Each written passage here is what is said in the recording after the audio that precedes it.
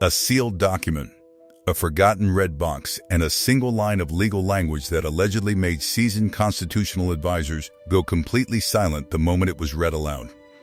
That is where this story begins.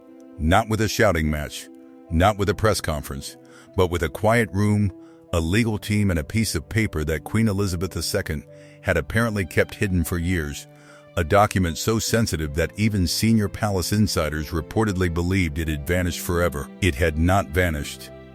It had been waiting. Today we are diving into one of the most explosive stories to emerge from inside the British monarchy in years. Accounts from royal insiders, palace administrative circles, and constitutional observers reveal the discovery of a secret codicil buried deep inside one of Queen Elizabeth II's final red boxes. And what was written inside it has reportedly blindsided King Charles III in a way nobody inside the palace saw coming. A codicil is a legal amendment in addition to an official document. They are not unusual inside royal constitutional planning. Lawyers use them quietly. Advisors file them carefully. Most of them disappear into storage and are never mentioned again. This one was different. What many people don't know is that the name written inside this particular codicil was not a distant figure, not a vague institutional reference, and not some bureaucratic placeholder. According to whispers from palace administrative circles, the document allegedly named Prince William. Directly, specifically, and with enough legal precision to reportedly freeze the room when it was read aloud. Not someday, not after a formal abdication, not after decades had passed. Under specific emergency circumstances tied to sovereign incapacity, William had allegedly been identified as the preferred acting regent. And those circumstances, according to those familiar with the document's wording, could apparently be triggered far sooner than anyone outside a very small inner circle had ever been told. Royal solicitors reportedly discovered the codicil during what started as a completely routine review, a standard administrative process connected to succession continuity planning, the kind of quiet background work that happens inside palace legal offices without anyone paying attention. Then, someone read it, and the room went still. Accounts from those familiar with the discovery describe the atmosphere shifting immediately.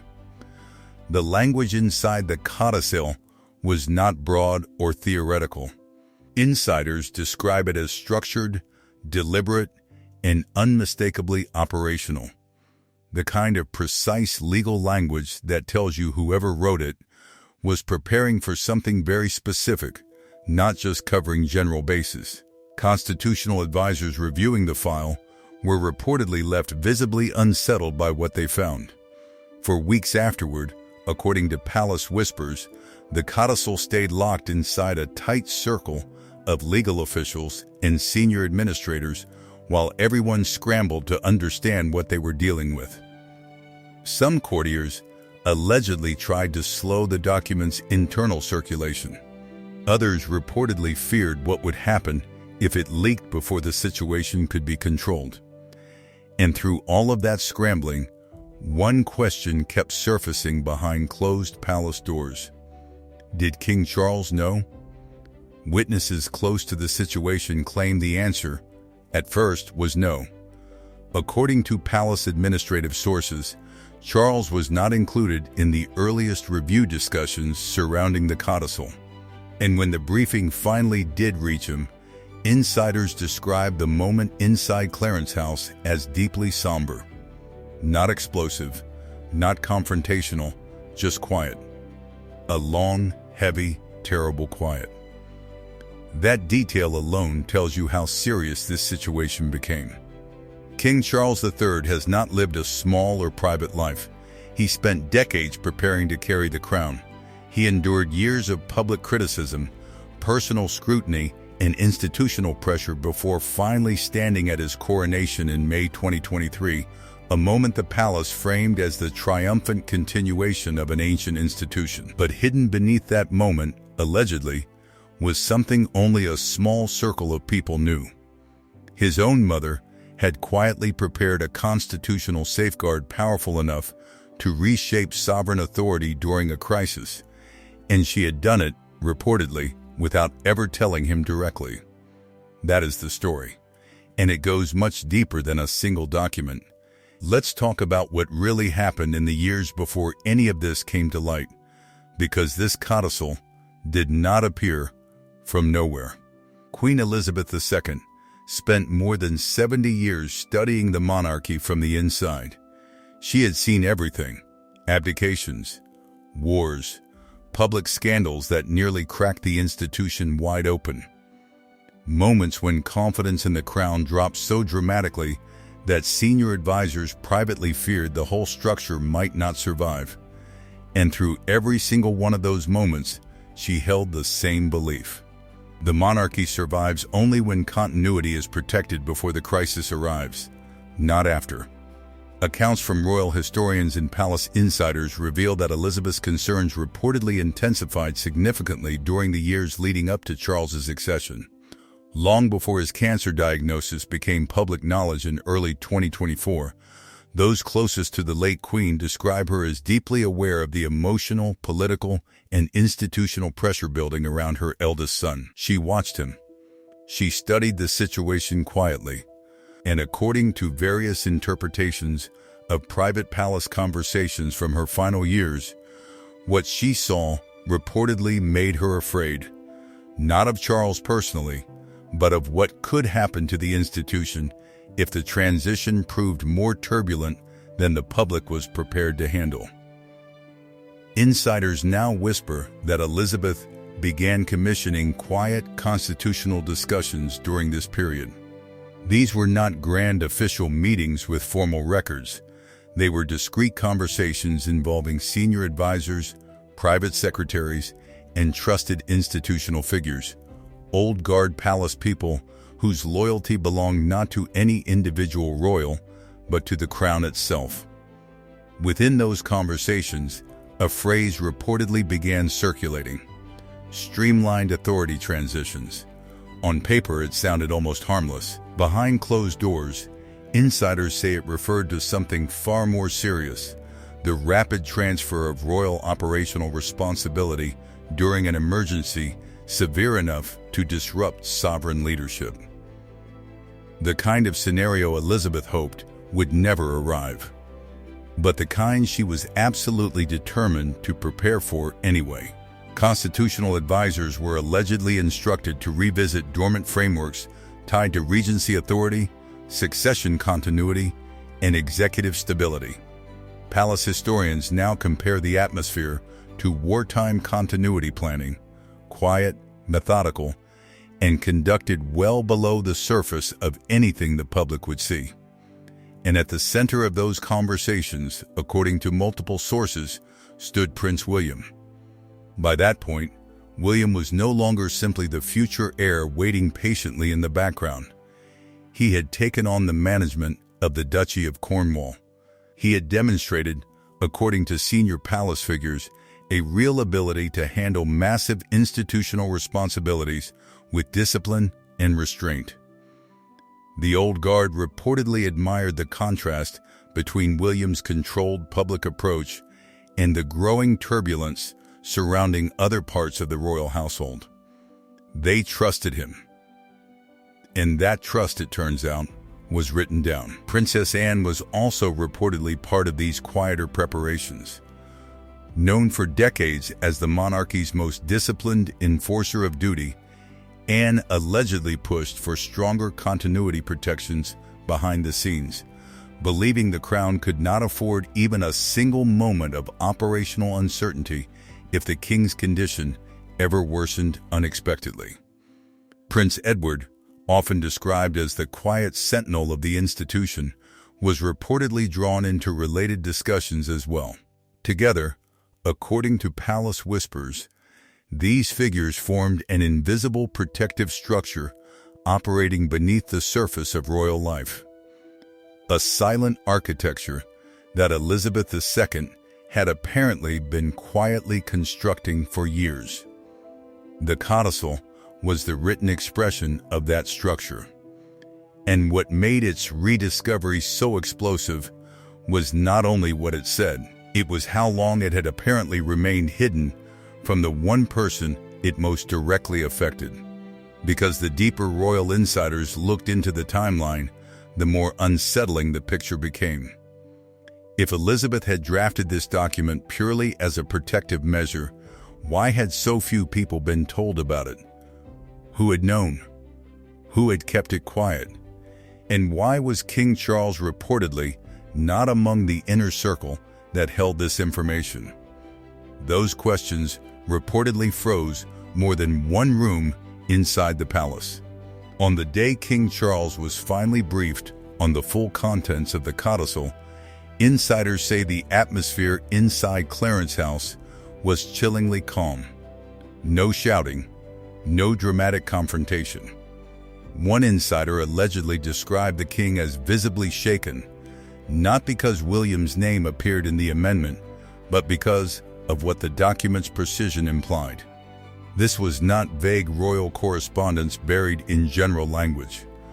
According to those present, the wording was structured and operational in tone. It outlined emergency circumstances. It described transitional authority. It used language specific enough to make clear that whoever wrote it had been thinking carefully about a real scenario, not a distant hypothetical. And that reality reportedly hit Charles with devastating force.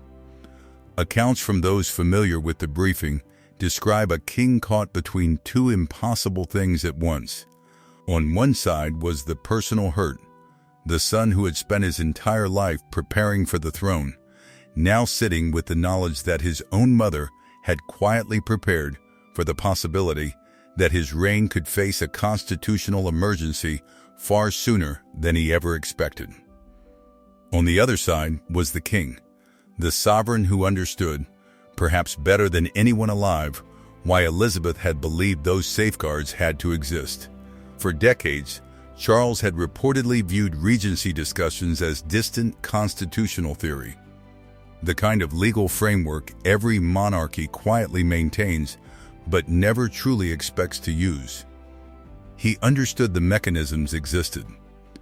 What he allegedly never imagined was that his own mother would leave behind a detailed private safeguard tied so directly and so specifically to his reign. Some insiders believe Elizabeth never told him because she feared burdening him during an already fragile transition. Others quietly suggest she worried that the emotional weight of the conversation could interfere with institutional preparation if things became too personal. Whatever her reasoning, the silence she kept left a wound.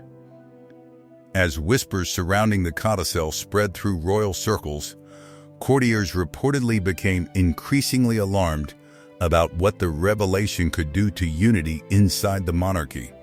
Senior staff allegedly feared that if the document became public knowledge, it would be read as evidence of internal instability rather than careful constitutional caution. Those anxieties reportedly intensified inside Camilla's household almost immediately. Palace whispers suggest members of the Queen Consort Circle viewed the Codicil not merely as a legal contingency, but as a symbolic shift, a sign that the operational center of the monarchy was already quietly moving toward William and the old guard surrounding him. Some reportedly feared it strengthened the perception that the future of the crown had already been decided, long before Charles ever had a chance to define his own reign. And that contrast was impossible to ignore from the outside. Only a short time earlier, Charles had stood at the center of a sunlit coronation celebrated across the world. Now, according to royal commentators and constitutional observers, the same king appeared increasingly surrounded by uncertainty, fragile health discussions, whispered succession concerns, and emergency planning unfolding quietly behind palace walls, while the public saw only carefully managed appearances. Through all of it, Prince William reportedly worked carefully to avoid any appearance of eagerness or acceleration. Sources close to palace operations claim he approached the situation with visible restraint, understanding immediately how dangerous even the perception of ambition could become during such a sensitive moment. He allegedly understood that the codicil was not a promotion. It was a burden, a constitutional responsibility he had never asked for and did not wish to activate.